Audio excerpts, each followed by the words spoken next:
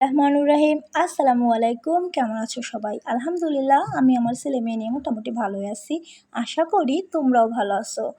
তো এনের পাপা আজকে সকাল সকাল আমাকে সবজি খেতে গেছিলে, তো যাইও অল্প কয়টা লাল শাক আনছে আর অল্প কয়টা ধনিয়া পাতা আর অল্প কয়টা বটবড়ি আনছে, কারণ আমরা মানুষ আজকে কম, শুধু 2জন, আর ইয়ানরে নিয়ে 3জন। তো ইয়ানের দাদা আর দাদু বাড়িতে নাই, আর 2জন আজকে ঢাকা গেছে। তো সকাল সকাল ইয়ানের পাপা আমার একটু আজকে আবার কাজে সাহায্য করতেছে, মাছ টাছ তরকারি মরকারি কাটি কুটে দিয়েছে। তো আমি তাড়াহুড়ো করে রান্না বাড়া করতে আসছি, কারণ আজকে সকাল থেকে আকাশটা মেঘলা মেঘলা, বৃষ্টি হওয়ার সম্ভাবনা আছে। তো আমার কিন্তু মাছ রান্না অলরেডি শেষ হয়ে গেছে। তো আমি মাছ রান্না করে ঘরে রাখা আমি তরকারি বসাইয়া আমি আবার ছাদে গেছি অল্প কয়টা পুঁই শাক পাতা আনবো। আর দেখো আকাশটা কিন্তু মেঘলা, মনে হচ্ছে যেন বৃষ্টি এক্ষুনি নেমে আসবে, আর নামতেও পারে, সম্ভাবনা আছে। তো আমাগো ছাদে কিন্তু অল্প কয়টা পুঁই শাক পাতা হয়েছে, আর আমি বড় বড় পাতাগুলোই তুলছি। বড় বড় পাতাটা কিন্তু সুন্দরই দেখা যায়, দেখছো?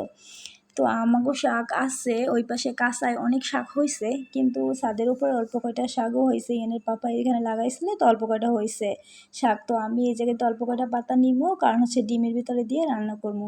এনের পাপা বলছে যে ডিমের ভিতরে দাও, ভালো লাগবে খাইতে। তো এই জন্য আমি অল্প কয়টা শাক নিতে আসি। আর কিছুদিন আগে একটা ভিডিওতে আমি দেখাইছিলাম এনের পাপা হচ্ছে এই ডালাটার ভিতরে অল্প কিছু ধনিয়া বলছিল, তো ধনিয়া কিন্তু এসছে, মাসাল্লাহ ভালোই হয়েছে। তো আমার কিন্তু শাক তোলা অলরেডি শেষ, এখন আমি নিচে চলে গেছি। তো দেখো নিচে যাইতে যেতে কিন্তু বৃষ্টি শুরু হয়ে গেছে, বৃষ্টি কিন্তু হইতেছে, অনেক বৃষ্টি হইতেছে, যদিও ভিডিওতে বোঝা যাচ্ছে না। তো আমারও রান্না বাড়া করা শেষ হয়ে গেছে। এরপরে হচ্ছে আমি ওদেরকে গোসল মোসল করাইছি, আর আমরাও গোসল টোসল করছি। তো আমি গোসল টোসল করে সব কিছু খাবার জন্য রেডি করছি। তো ইয়ানের পাপার ডাক দিছে, বলছি ইয়ানরে নিয়ে খাইতে আসো। ইয়ানের পাপা হচ্ছে খাবার খাইতে আসছে, ইয়ানও বসছে, আমি বসছি, আর আমার মেয়েও কিন্তু বসছে। তো আমার মেয়েরে নিয়া, ইয়ানরে নিয়া, আর ইয়ানের পাপারে নিয়া আমাকেও কিন্তু আলহামদুলিল্লাহ পরিপূর্ণ একটা ফ্যামিলি। তো আমরা 4জন একসাথে খাইতে বসছি। আর আমি আজকে রান্না করছি ইলিশ মাছ দিয়া, আলু দিয়া, আর হচ্ছে কাঁচাকলা চিংড়ি মাছ দিয়া, ডিম দিয়া, পুঁই শাক পাতা দিয়া, আর লাল শাক ভাজি। আর স্পেশালি হচ্ছে এটা হচ্ছে আমরা বলি এলঞ্চা বেলঞ্চা শাক, আবার অনেকে হাবিজাবি শাক এটা সেটা বলে।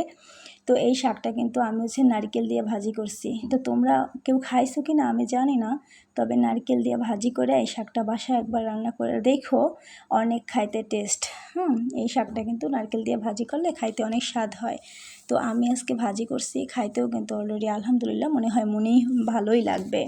তো আমার মেয়েও কিন্তু আমাদের সাথে খাইতে বসছে। তো আমার মেয়ে তো আর খাইতে পারে না ভাত, কিন্তু তাও আমি ওর সামনে দিয়ে রাখছি, অল্প 2-1টা খায় আবার ফালায়, আবার হচ্ছে তালবাহানা অনেক কিছুই করে।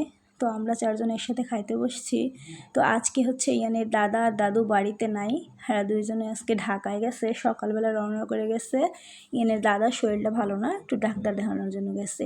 তো আমার ইয়ানের মনটা কিন্তু সকাল থেকে ভালো না, কারণ হচ্ছে ও আর দাদারে অনেক ভালোবাসে, সারাক্ষণ ওর দাদার সাথেই থাকে। তো আজকে যেহেতু ওর দাদা নাই, ও হচ্ছে সকাল থেকে অনেক কান্নাকাটি করছে।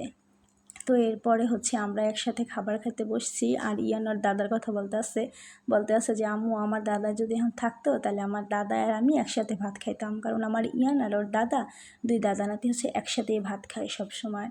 তো আমাগো বাসায় হচ্ছে একজন না থাকলে আমাগো ভালো লাগে না। তো ইয়ানের দাদা দাদু সবসময় থাকে, আজকে নাই। আজকে কিন্তু আমাগো ঘরটা একদম ফাঁকা ফাঁকা, মানে খালি খালি লাগতে আছে। আসলে আমার শ্বশুর শাশুড়ি হচ্ছে আমার কাছে আল্লাহর দেওয়া অনেক বড় একটা নিয়ামত।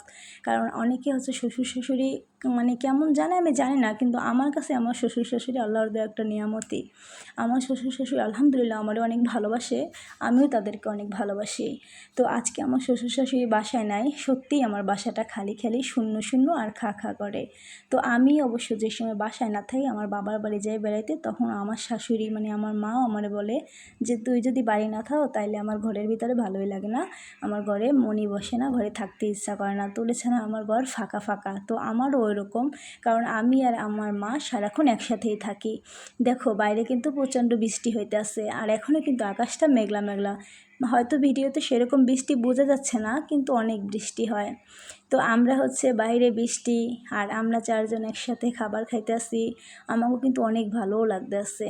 তোমরা হয়তো জানো না যে আমরা কিন্তু খাইতেছি, আর অনেক খুশি খুশি লাগতেছে যে সবাই আজকে একসাথে খাইতেছি।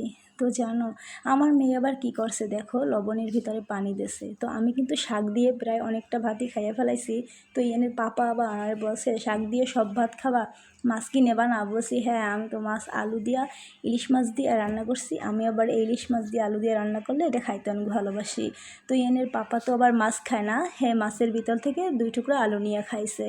তো হ্যাঁ আবার আমারে বলতে আছে যে তুমি তো লাল শাক ভাজি খাইলা না, লাল শাক ভাজি খাইয়া দেখো, অনেক টেস্ট হয়েছে। কারণ লাল শাক ভাজিটা হ্যাঁ নিজে করছে, এই জন্য বলছে। না এমনিতেও অনেক মজা হয়েছে, ভাজিটা অনেক ভালো হয়েছে। এমনিতে সব তরকারি আলহামদুলিল্লাহ অনেক সুন্দর হয়েছে, অনেক মজাও হয়েছে। কারণ আজকে কিন্তু 3 পদের শাক রান্না করছি আমরা, আর আমরা 4 জন একসাথে খাইতেছি, এটাই অনেক আনন্দ।